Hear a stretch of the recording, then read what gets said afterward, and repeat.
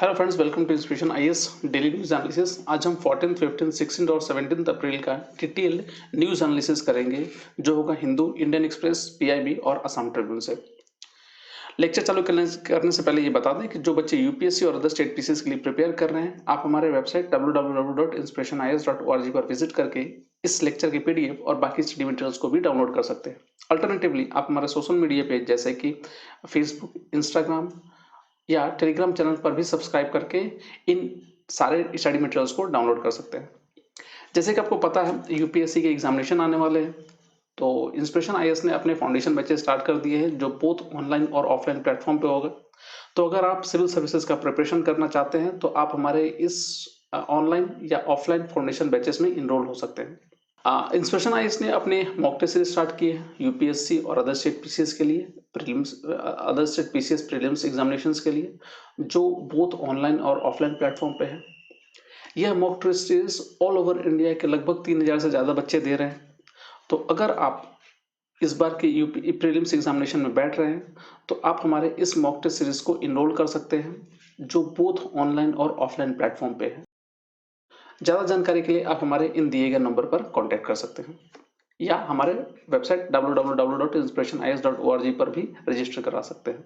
Inspiration IAS ने UPSC और other state PCS के लिए पॉलिटिकल साइंस के ऑप्शनल के बैचेस स्टार्ट किए हुए। ये बैचेस दोनों ही ऑफलाइन और ऑनलाइन मोड पर है। तो अगर आपका पॉलिटिकल साइंस ऑप्शनल है बोथ यूपीएससी और अदर स्टेट पीसीएस में, तो आप हमारे इस ऑनलाइन और ऑफलाइन मोड में इनरोल हो सकते हैं। ज़्यादा जानकारी के लिए आप हमारे इन दिए गए नंबर पर कांटेक्ट कर सकते हैं। चलिए स्टार्ट करते हैं अपना डेली न्यूज एनालिसिस। तो आज हमारा पहला न्यूज़ है, वो है पोषण ज्ञान से रिलेटेड। रिसेंटली नीति आयोग ने एक पोर्टल स्टार्ट किया है जिसको कहते हैं पोषण ज्ञान। थोड़ा समझते हैं आखिर ये पोषण ज्ञान है क्या। तो न्यूज़ से पहले आते हैं। तो कहा यह गया है कि NITI Aayog in partnership with Bill and Melinda Gates foundations and centre for social and behaviour change, Ashoka university launched Poshan Gyan. It is a national digital repository on health and nutrition. देखिए, ये एक ऐसा पोर्टल है जहां पर लोगों को न्यूट्रिशंस और फूड से जो हमें न्यूट्रिशन जो मिलता है उसके बारे में सटीक ज्ञान दिया जाएगा। Means it is basically a documented knowledge repository about the food and their nutritional values. जैसे कि अगर हम कहें कि सेब का या एप्पल का क्या न्यूट्रिशनल वैल्यूज है, तो ये तो आमतौर पर हम गूगल करते हैं जहां से हमें ये चीज़ें मिलती है। तो ये एक डॉक्यूमेंटेड फैक्ट होगा जहां पर वेल इस्टेब्लिश इंस्टीट्यूशंस और गवर्नमेंट के रेपोजिटरी से ये इंफॉर्मेशन प्रोवाइड कराई जाएगी, जो एक फुल प्रूफ इंफॉर्मेशन होगा। इसमें ऐसा कुछ नहीं होगा जो किसी ने भी लिख दिया है। तो ये पूरी तरह से एक्सपर्ट्स के नॉलेज होंगे, नॉलेज के ऊपर बेस्ड इंफॉर्मेशंस होगी जो लोगों को हेल्प कर सकता है। और ये हमें खाने फूड और उसके न्यूट्रिशनल वैल्यूज के बारे में सटीक इंफॉर्मेशन देगी, जो लोगों को बहुत ज़्यादा हेल्प करेगा। The content for the repository was sourced from the Ministry of Health and Family Welfare and Women and Child Development and Developmental Organizations. आगे बढ़ते हैं। इसके कुछ की फीचर्स है, जैसे कि Poshan Gyan is a trusted and comprehensive online resource for anybody working in the nutrition sector in India. पहले तो ये। दूसरा, it is a collection of effective communication materials created by government agencies and other development organisations to tackle the challenge of knowledge awareness and behaviour change in the nutrition sector.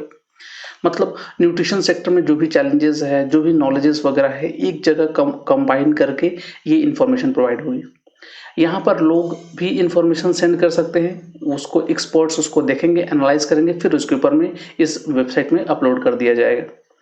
The material cover a range of topics such as antenatal care, complementary feeding, adolescent health, diet diversity, anaemia prevention, etcetera.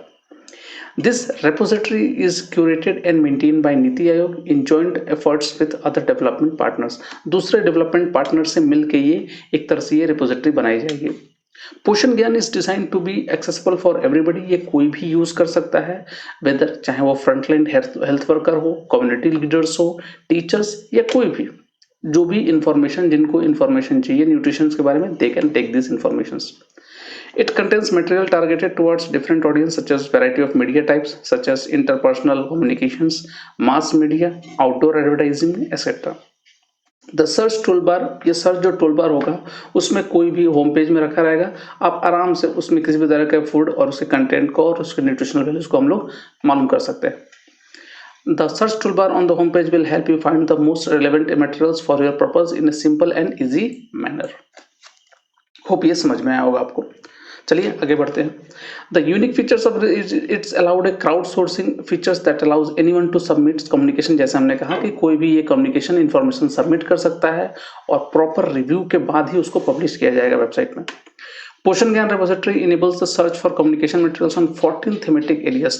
14 thematic areas होंगे health और nutrition से related, और ये अलग अलग languages में provide कराया जाएगा.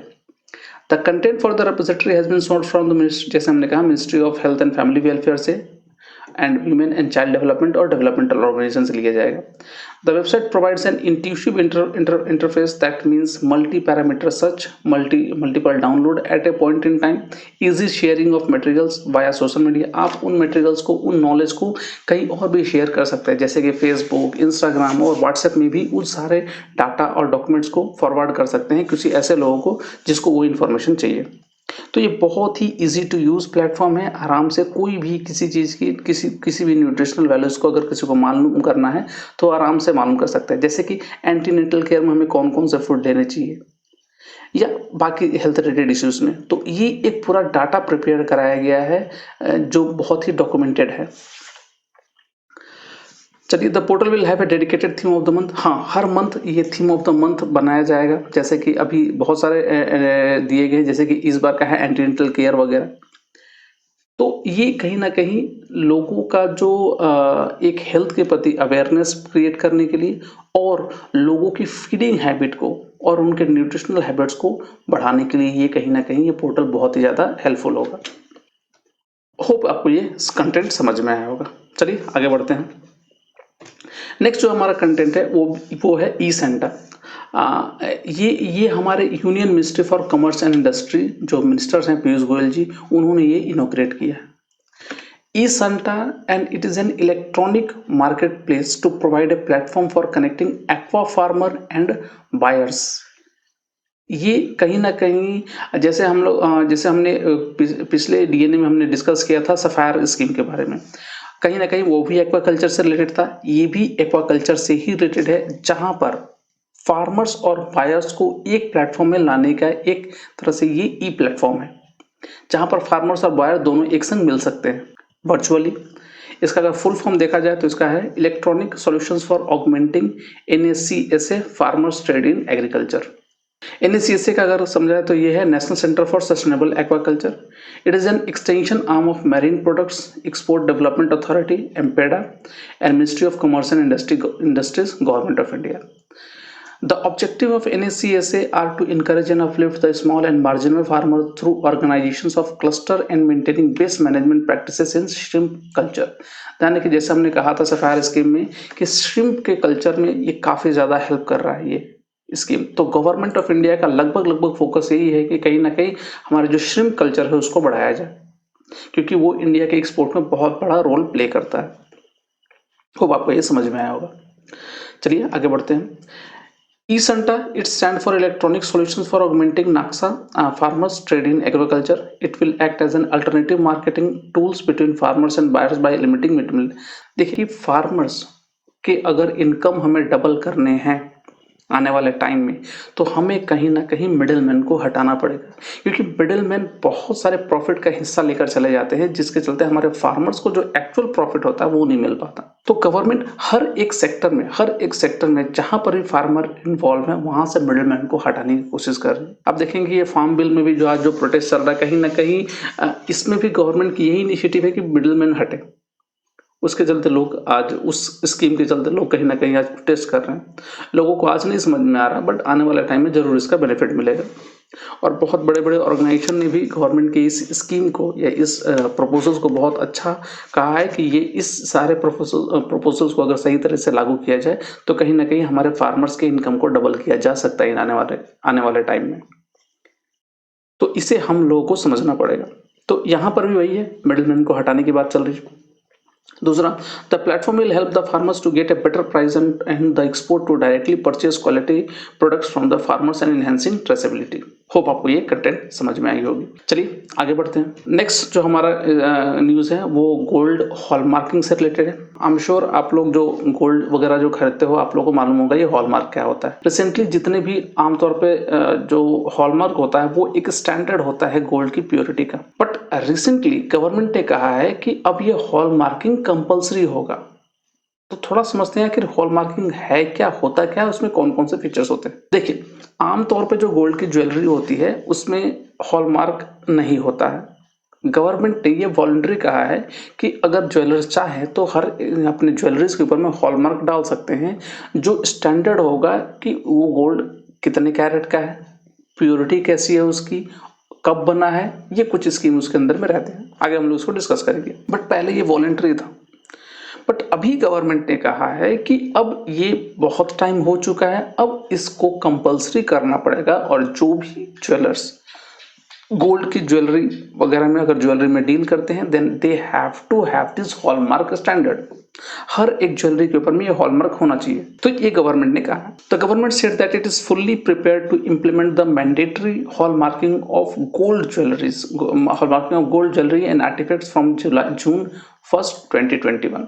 जून 1 2021 से ये पूरी तरह से मैंडेटरी होगा कि आपको हॉलमार्किंग ज्वेलरी ही बेचनी होगी। Gold hallmarking is a purity certification of precious metals. At present it is voluntary in nature. अभी तक ये क्या है, वॉलंटरी नेचर का है, जिसको गवर्नमेंट अब कंपलसरी करने वाली है। बैकग्राउंड क्या है, in 2019 the government announced that hallmarking of gold jewellery and artefacts will be made mandatory across the country. The government had given jewelers more than a year to shift to hallmarking and register themselves with the Bureau of Indian Standard. तो bureau BIS या bureau of Indian standard में register करना होगा, उसके बाद ही आपको ये hallmarking का टैग वगैरह मिलेगा, जिससे ज्वेलर्स अपने उनकी स्टैंडर्ड, उनका जो नंबर और आइडेंटिफिकेशन मार्क्स और बाकी हॉलमार्किंग स्टैंडर्ड उनको दिया जाएगा, तब वो कर सकते हैं। की फीचर्स क्या हैं, the hallmark gold jewellery will only available in 3 grade. देखिए, अभी हॉलमार्किंग जब नहीं है तो आपको लोअर क्वालिटी गोल्ड भी मिल जाता है, बट एक बार हॉलमार्किंग हो जाएगी तो सिर्फ 3 क्वालिटी के गोल्ड मिलेंगे, जैसे कि पहला 14 कैरेट का, दूसरा 18 कैरेट, तीसरा 22 कैरेट का। तो ये एक स्टैंडर्ड होगा कि 3 कैरेट के गोल्ड, 3 प्योरिटी के गोल्ड मिलेंगे, जहां पर 14, 18 और 22 कैरेट के प्योरिटी के गोल्ड मिलेंगे। लोगों को ये भरोसा होगा कि ठीक है, हमारा जो गोल्ड है वो 14 कैरेट का है, 18 कैरेट का है, 22 कैरेट का है। Currently it is available in 10 grades. अभी ये फिलहाल 10 ग्रेड्स में मिलते हैं। The hallmark gold jewellery will contain 5 marks. ये जो हॉलमार्क गोल्ड ज्वेलरी है ये 5 मार्क, जो आप शायद देख पा रहे हो यहाँ पर, ये 5 मार्क्स होते हैं। उसमें क्या क्या होगा, the hallmark gold will contain 5 marks such as, एक तो BIS स्टैंडर्ड होगा, पहला BC स्टैंडर्ड इसको बोलते हैं। दूसरा होगा प्योरिटी इन कैरेट, दूसरा क्या होगा, प्योरिटी इन कैरेट, यहाँ पर लिखा रहेगा 22 कैरेट, 10 कैरेट या जो भी हो यहाँ पर लिखा रहेगा। तीसरा होगा ऐसे सेंटर नेम, किसने ये किसने ये मेजर किया है, किसने ये सर्टिफाइड किया है, उसका सेंटर नेम, सेंटर मार्क होगा। चौथा, ज्वेलर्स के जो आइडेंटिफिकेशन मार्क है, जैसे कोई भी ज्वेलर, जैसे कि तनिष्क हो गया या कोई और ज्वेलर हो गया, उसका यहाँ पर मार्क होंगे। एंड पांचवा होगा किस ईयर वो मैन्युफैक्चर हुआ है, तो ईयर ऑफ मार्किंग भी ये होगा वहां पर। तो कहीं ना कहीं लोग इसको देख के समझ पाएंगे कि हमारा गोल्ड क्या है, सर्टिफाइड है। होप आपको ये कंटेंट समझ में आई होगी। आगे बढ़ते हैं। एप्लीकेबिलिटी क्या है, the rule is applicable only to sale by the retailer. देखिए, ये सिर्फ ज्वेलर्स के ऊपर में होगा कि उनकी सारी ज्वेलरीज हॉलमार्क होनी चाहिए। ये नहीं है कि जो कस्टमर है उसके पास सारी ज्वेलरीज को हॉलमार्क जाके अपने घर से ज्वेलरीज निकाल के आपको मार्क करवानी पड़ेगी, ऐसा कोई बात नहीं है। हाँ, जो ज्वेलर्स हैं वो सिर्फ अपने, उनके पास जो भी गहने होने चाहिए वो हॉलमार्क होने चाहिए, ये गवर्नमेंट ने कंफर्म किया है। The rule is applicable only to sales by the retailer and not to consumers. However, it is available for consumer if they want to get their old jewelry hallmark. हाँ, अगर आप चाहते हैं कि आपकी ज्वेलरी हॉलमार्क हो तो आप जाके उसको हॉलमार्क करा सकते हैं, उसमें कोई प्रॉब्लम नहीं है। पेनल्टी क्या है? Anybody found violating the provisions will have to pay minimum fine of ₹1,00,000। अगर कोई उसको वायलेट करता है तो उसको मिनिमम फाइन 1,00,000 होगा और 5 times the price of the article, या तो फिर 5 गुना उस आर्टिकल के प्राइस जितना होगा। जैसे कि मान लो अगर 20,000 के गहने हैं तो लगभग 1,00,000 देने पड़ेंगे, और 1,00,000 के गहने हैं तो लगभग 5,00,000 रुपए देने पड़ेंगे as a fine penalty. Hope आपको ये कंटेंट सारा समझ में आया होगा। एडवांटेज क्या है? Gold hallmark will protect the public against lower caratage. It also ensures consumer do not get cheated while buying gold ornaments. Further, it will also help to get the purity, bring in transparency and assures the consumer of quality. consumers को ये quality का standard मिलेगा। India, हाँ ये भी हमें जानना पड़ेगा कि इंडिया सबसे बड़ा गोल्ड इंपोर्टर है in volume terms. The country import 700 to 800 tons of gold annually. 700 से 800 टन गोल्ड हम लोग एनुअली इंपोर्ट करते हैं, जिसके चलते हमारे बहुत सारे फॉरेक्स रिजर्व यहाँ भी जाते हैं, जिसको बचाने के लिए गवर्नमेंट ने बहुत सारे स्कीम निकाले थे। खैर, बट इंडियंस जो होते हैं वो लगभग उनको गोल्ड से बहुत ज़्यादा प्यार होता है, जिसके चलते लोग लगभग ये गोल्ड खरीदते हैं, और हर कोई कुछ ना कुछ गोल्ड खरीदना चाहता है। ये हमें कहीं ना कहीं हमारे सेंटिमेंट से भी जुड़े हुए हैं गोल्ड। चलिए, होप आपको ये कंटेंट पूरी तरह से समझ में आया होगा। चलिए आगे बढ़ते हैं। हमारा जो नेक्स्ट न्यूज़ है वो CEC चीफ इलेक्शन कमीशन से रिलेटेड है। रिसेंटली सुनील अरोड़ा की जगह सुशील चंद्रा जी ने चीफ इलेक्शन कमीशन का पोस्ट लिया है, होल्ड किया है। तो थोड़ा समझते हैं चीफ इलेक्शन कमिश्नर होते क्या हैं और इलेक्शन कमिश्नर टोटल है क्या। पॉलिटी में यूपीएससी लगभग ये सारे क्वेश्चंस पूछता है, तो थोड़ा इसको डिटेल में देखा जाएगा। देखिए, श्री चंद्रा जी के बारे में थोड़ा समझ लिया जाए तो Shri Chandra has been serving in commission as election commissioner since 15 February 2019।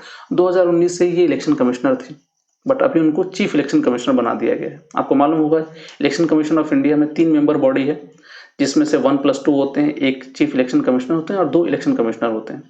तो ये पहले इलेक्शन कमिश्नर थे, इनको चीफ इलेक्शन कमिश्नर बना दिया गया। He is also member of delimitation commission. ये डिलिमिटेशन कमीशन के भी मेंबर थे since 18 February 2020, looking after delimitation of Jammu and Kashmir. ये जम्मू कश्मीर के डिलिमिटेशन एरिया को देख रहे थे। He held several post in income tax. ये पहले इनकम टैक्स डिपार्टमेंट में ही बहुत सारे पोस्ट होल्ड कर चुके हैं एंड नियरली 39 ईयर्स तक काम किया उन्होंने वहां पर। Shri Sushil Chandra has also been CBDT central board of direct taxes के चेयरमैन थे फ्रॉम 1 नवंबर 2016 से लेकर 2019 14 फरवरी तक।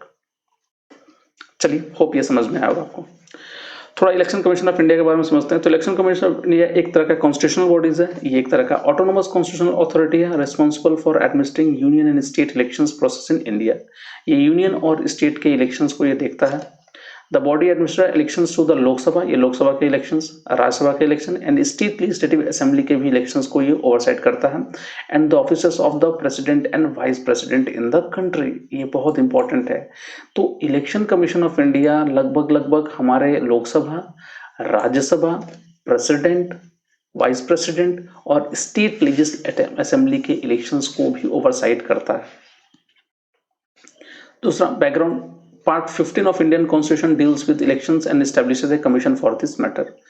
हमारा जो पार्ट 15 है, जो आर्टिकल 324 से लेकर 329 तक ये इलेक्शन से डील करता है, और जिसमें कहा यह गया है कि एक इलेक्शन ऐसी बॉडी होगी जो इलेक्शन करवाएगी। इलेक्शन कमीशन को स्टैब्लिश किया गया था 25 जनवरी 1950 में, और ये तब से लेकर आज तक ये अपना काम बहुत ही ईमानदारी से परफॉर्म किया है। Article 324 to 329 of the commissions deals with power, functions, tenure, eligibility of the commissions of the member, election of the commission and the member. आगे बढ़ते हैं। स्ट्रक्चर क्या है? Originally the commission had only one election commissioner, but after the Election Commissioner Amendment Act 1989, it has been made a multi-member body. इसको multi-member body बना दिया गया।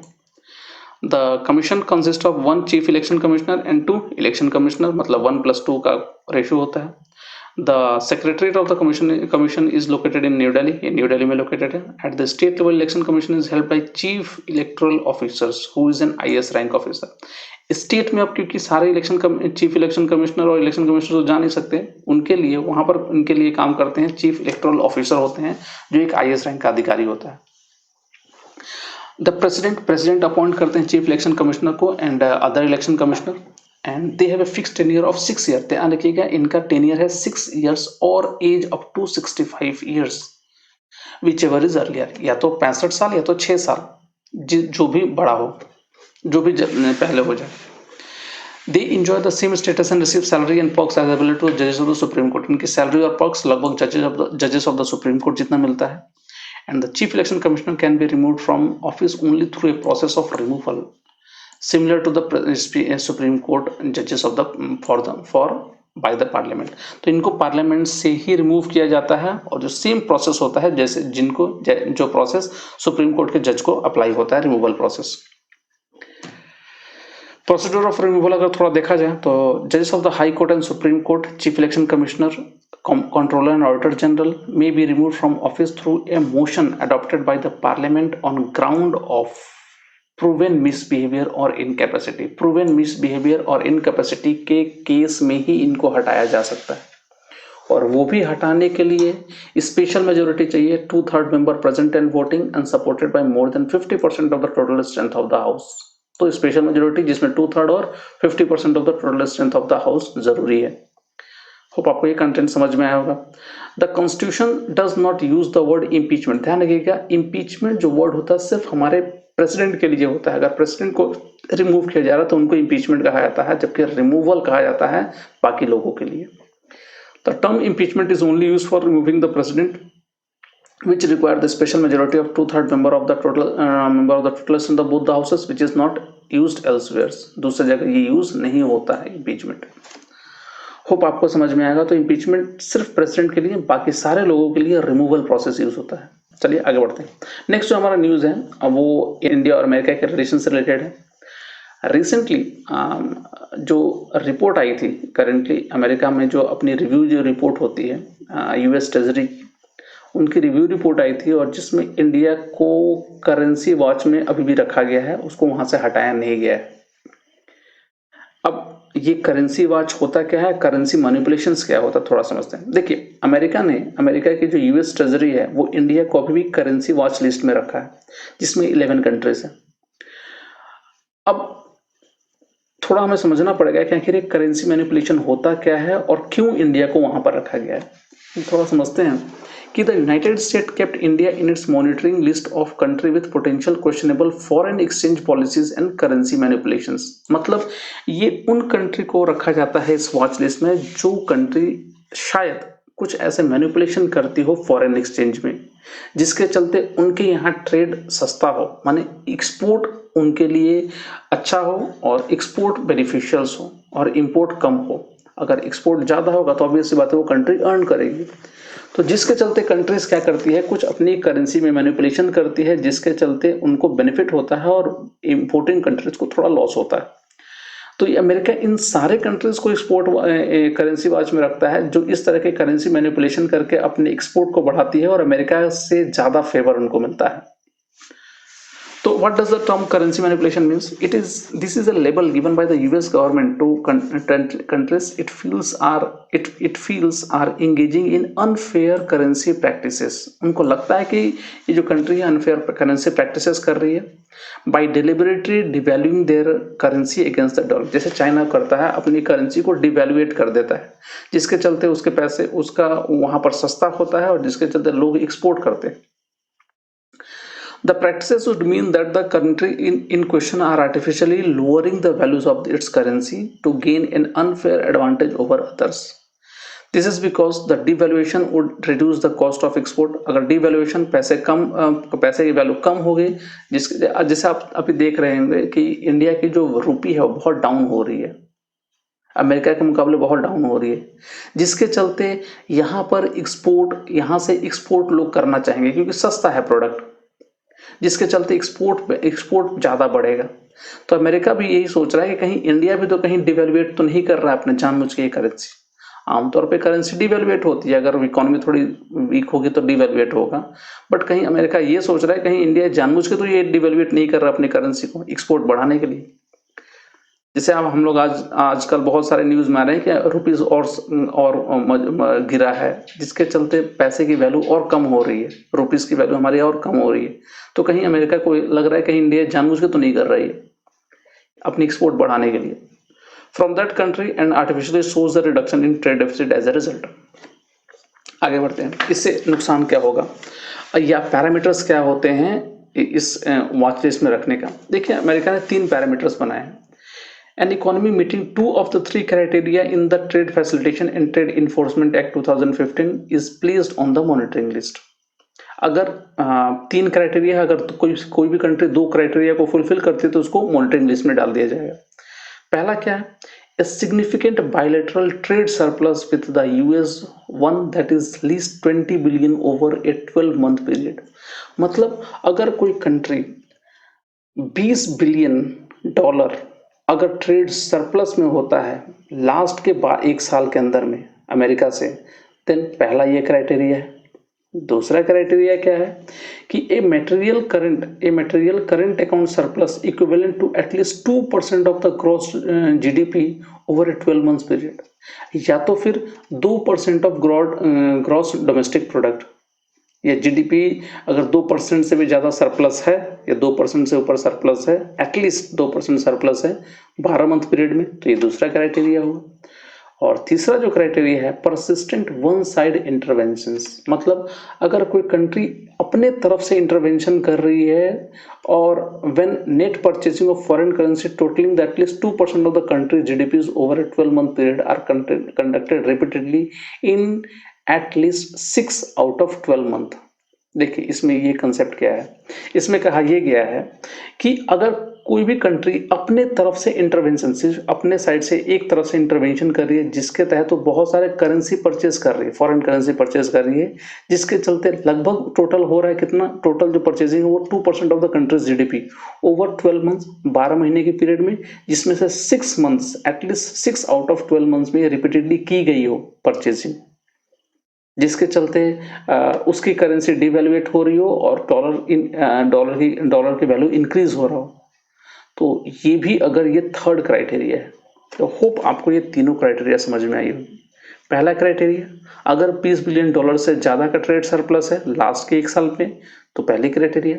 दूसरा, अगर 2% ऑफ जीडीपी है, डोमेस्टिक जीडीपी सरप्लस है, तो 2% वैल्यू के जो डोमेस्टिक जीडीपी अगर सरप्लस में है लास्ट 12 महीने में, तो वो भी दूसरा क्राइटेरिया है। और तीसरा, एक तरफ से अगर कुछ ऐसे इंटरवेंशंस जैसे कि फॉरेन करेंसी का परचेज वगैरह लास्ट 6 मंथ में किया गया हो या continuously 6 months in last 12 month के पीरियड में, तो ये तीसरा क्राइटेरिया। तो कोई भी कंट्री अगर ये 3 क्राइटेरिया में से 2 क्राइटेरिया फुलफिल करती है, देन उसको इस मॉनिटरिंग लिस्ट में डाल दिया जाएगा। होप आपको ये समझ में आई होगी। अगर कुछ नहीं समझ में आया हो तो आप हमारे इस कमेंट में डाल दीजिएगा, उसको आपको पर्सनली ये इन्फॉर्मेशन प्रोवाइड करा दी जाएगी और डिटेल में। चलिए आगे बढ़ते हैं। वंस अगर एक बार अगर वो कंट्री किसी मॉनिटरिंग लिस्ट में आ गया तो लगभग वो 2 कंसेक्यूटिव रिपोर्ट तक वो उसी के अंदर में रहेगा। मतलब 2 बार कंसेक्यूटिव रिपोर्ट आएगी ट्रेजरी के, तो लगभग 2 कंसेक्यूटिव रिपोर्ट तक तो वो रहेगा ही, उसके बाद देखा जाएगा उसको हटाने का। To help ensure that any improvement in performance versus the criteria is durable and is not due to temporary factors, according to the US Treasury Department. The administration will also add and retain on the monitoring list as any major US trading partner that account for a large and disproportionate share of the overall US trade deficit, even if that economy has not met 2 of the 3 criteria from the 2015 Act. देखिए ऐसा नहीं है कि सिर्फ इसी country को, ऐसी कोई भी कंट्री को अगर उसका ट्रेड सरप्लस ज़्यादा है या डिसप्रोपोर्शनेट है अमेरिका के मुकाबले, तो उसको भी रखा जा सकता है। कौन कौन सी कंट्री है थोड़ा समझ लीजिए। इंडिया के संग संग और भी 10 कंट्रीज हैं, जैसे कि China, Japan, Korea, Germany, Ireland, Italy, Malaysia, Singapore, Thailand and Mexico. All of this except Ireland and Mexico were on the December 2020 list. Ireland और मेक्सिको नया एडिशन है। होप आपको ये पूरा कंसेप्ट क्लियर हुआ होगा। चलिए आगे बढ़ते हैं। हमारा जो नेक्स्ट न्यूज़ है वो है जजमेंट इन ऑर्डर पोर्टल से रिलेटेड। देखिए रिसेंटली जो जस्टिस DY चंद्रचूड़ जो सुप्रीम कोर्ट के जज हैं and chairperson of E committee of the supreme court, E committee of the supreme court के जो चेयरपर्सन भी हैं, उन्होंने इनोग्रेट किया है जजमेंट इन ऑर्डर पोर्टल।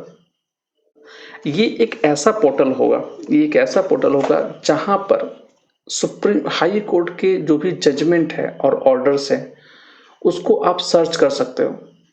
मतलब ये एक तरह का रिपोजिटरी होगा हाई कोर्ट के जजमेंट और ऑर्डर्स का, वेरियस केसेस में जो हाई कोर्ट ने दिए होंगे। न्यूज क्या है थोड़ा समझ लेते हैं। Judgement and order search portal is a repository judgement pronounced by various high courts in the country. Purpose क्या है? It provide a facility to search judgement and final order based on the multiple search criteria.